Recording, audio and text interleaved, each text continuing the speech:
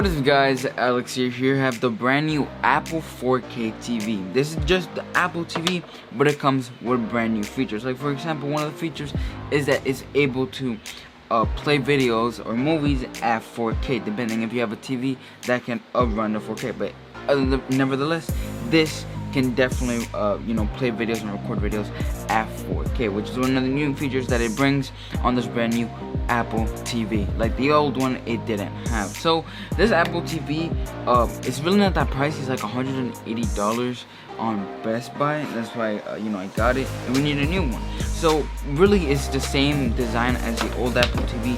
Same vents on the bottom right here, so air can escape the Apple TV when it's running.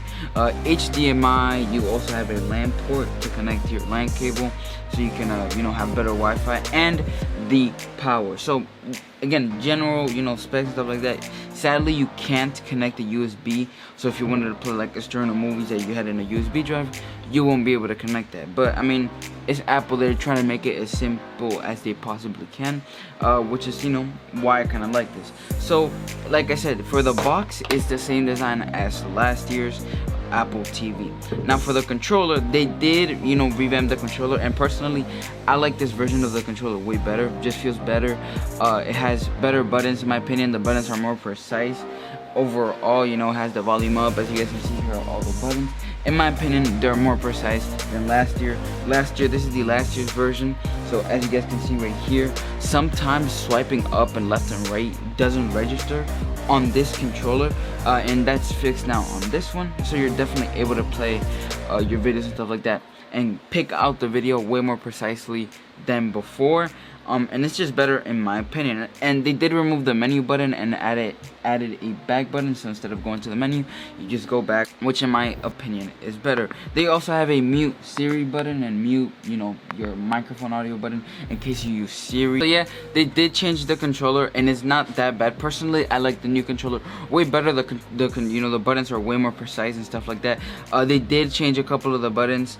Like they did remove, as you guys can see, they did remove the microphone and put it on the side now as like a volume up, volume down button. So yeah, definitely this new one is way better in my opinion, and I like it way more. But enough about the controller, which is one of the key changes, which I will do a comparison between this one and the old one and see which one is better. So one of the new things that this TV has, as I said before, 4K HDR picture quality and Dolby Atmos sound, which is again better now, something that the last version didn't have. So this one is definitely improved. So if you like 4K HDR video and you have a TV that can present the videos at 4K, then yeah, you should be able to get this, or you shouldn't get this, because 4K just looks really good, at least in my opinion. It definitely looks really good. But this has a A12 Bionic Chip, Apple's chip for their products. Now the A12, you can definitely run games. If you guys didn't know, this is a TV. You can run HBO Max, but if you're in the App Store, you can run games like iPhone 9 and games that the TV allows you to run, so you can definitely play them, which I will do a game test. I know it sounds weird for a TV, but I will do a game test this TV with the A12 Bionic. As I said before, the controller changes. Definitely, in my opinion, this controller is way better. The buttons just feel way more precise, and it feels like it's just way more sturdy. So if you drop it more, it definitely won't break as much as this one. This one, by the third drop, the controls start to feel laggy and unresponsive. Okay, so the box definitely does look the same, and it's the same style box. It definitely didn't change, like the style of it, and it's the same. But what matters is the speed.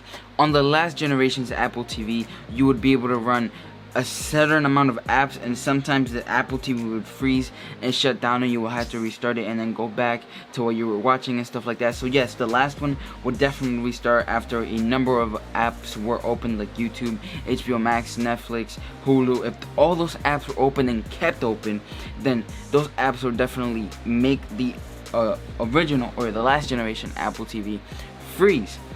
Which is something that on this one it rarely happens anymore. You can definitely have way more apps open, and they're definitely way better. And you can as well play games like Asphalt and racing games on these TVs, as well as the controllers. Like I've said like a million times in this video, this controller is definitely way better. This controller has a turn on, turn off button, which the old generation didn't have. This one has a mute Siri button, which the old one does have, but this one is, in my opinion, is better. You know, it just feels way better, and the buttons on this controller are way better, and the controller just feels way more sturdier than this controller. This controller feels like you drop it twice and it's already breaking, and it's unresponsive. So when you have a lot of apps open on the Apple TV, this controller will get unresponsive, and some of your apps are gonna take a second or 3 seconds later, you know, to open and stuff like that. Now, like I've said before, it does bring 4K, which is one of the key selling points on this Apple TV, and it has HDR, or improved HDR. And for you to see the actual HDR and the 4K, you're gonna have to have a TV that has those, you know, specs, HDR10 or just HDR and 4K. But overall, I really like this Apple TV. Which one do I recommend? If you don't care about freezing and stuff like that, and you can prevent that by closing all the apps and stuff like that, and if you can prevent your controller from dropping a lot and breaking so you don't have to buy a new one, then get the old one. But if you want 4K, you know, better audio quality, better picture quality, then get the new one. And personally, I like the controller way better. Although I'm pretty sure, knowing Apple, they don't sell this controller separately for the old generation, only for the new one. But yeah, overall, I really like this Apple TV. Do I recommend it? Yes, but if you can avoid all the problems with the last one, like closing apps so it doesn't freeze, and avoid dropping the controller so it also doesn't freeze, then yeah, you should be good. And I'm pretty sure the battery on this controller is definitely way larger than on this one, since the controllers are thicker, so it should have improved the battery life on the controller. But yeah, if you can avoid all those things, then, you know, stick with the old one. But if not, then get the new one. Definitely way better in my opinion. But yeah, hope you guys enjoyed this video. Leave a like, subscribe, and yeah, I'll see you guys in the next one. Peace out.